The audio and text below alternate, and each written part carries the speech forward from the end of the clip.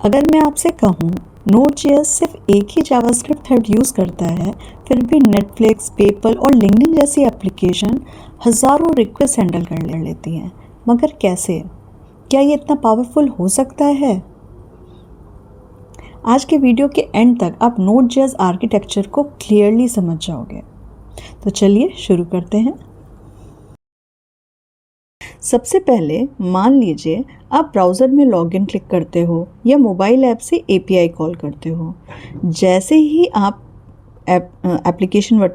जैसे ही आप लॉगिन पे क्लिक करते हो, एक क्लाइंट रिक्वेस्ट Node.js के पास पहुंचती है और यहीं से शुरू होती है रिक्वेस्ट की जर्नी।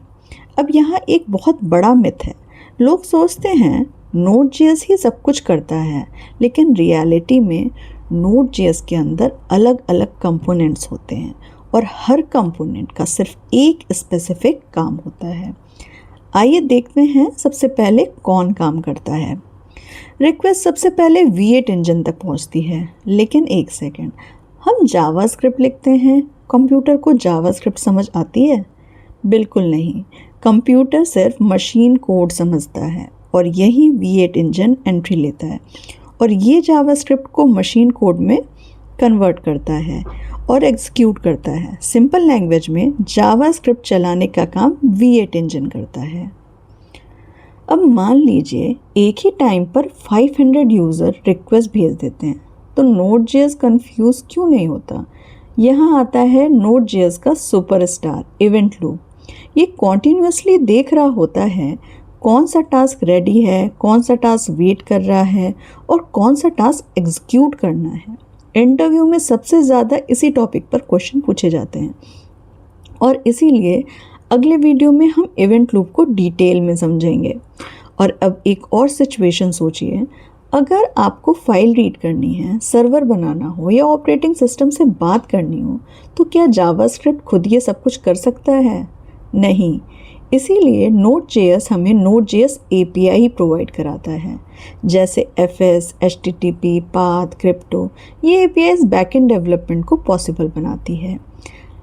अब आते हैं Node.js का हिडन हीरो LiveUV। इसका नाम शायद आपने पहली बार सुना हो, लेकिन Node.js की स्पीड के पीछे सबसे बड़ा कंट्रीब्यूशन इसी का है।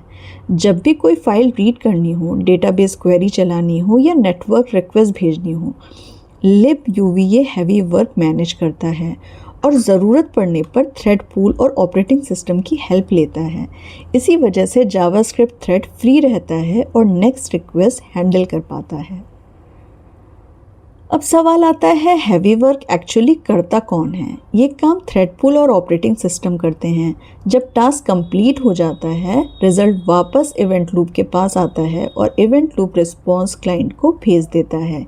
इसी वजह से Node.js के एक रिक्वेस्ट का वेट नहीं करता, ये कॉन्टिन्यूसली नए रिक्वेस्ट हैंडल करता रहता है और इसी वजह से Node.js इतना फास्ट फील होता है। अब पूरा फ्लो एक बार देखते हैं, राइट? क्लाइंट से रिक्वेस्ट आई, Node.js ने रिसीव की, V8 ने जावास्क्रिप्ट एग्जीक्यूट किया, इवेंट लूप ने टास्क को मैनेज किया, Node.js API ने रिक्वायर फंक्शनैलिटी दी, LiveUV ने एसिंक्रोनस वर्क हैंडल किया, थ्रेड पुल और ऑपरेटिंग सिस्टम ने हैवी टास्क कंप्लीट किया और फाइनली रिस्पॉन्स क्लाइंट तक पहुंच गया। ये है Node.js आर्किटेक्चर और इसी आर्किटेक्चर की वजह से Node.js हाई परफॉर्मेंस एप्लीकेशन बना पाता है। अब एक चैलेंज आपके लिए, अगर Node.js सिंगल थ्रेड है तो फिर थ्रेड पुल की ज़रूरत क्यों पड़ती है? कमेंट में अपना आंसर ज़रूर लिखिए। और अगर आप बैकएंड डेवलपमेंट या MERN स्टैक सीरियसली सीखना चाहते हैं तो इस सीरीज़ को मिस मत करिए। मिलते हैं नेक्स्ट वीडियो में।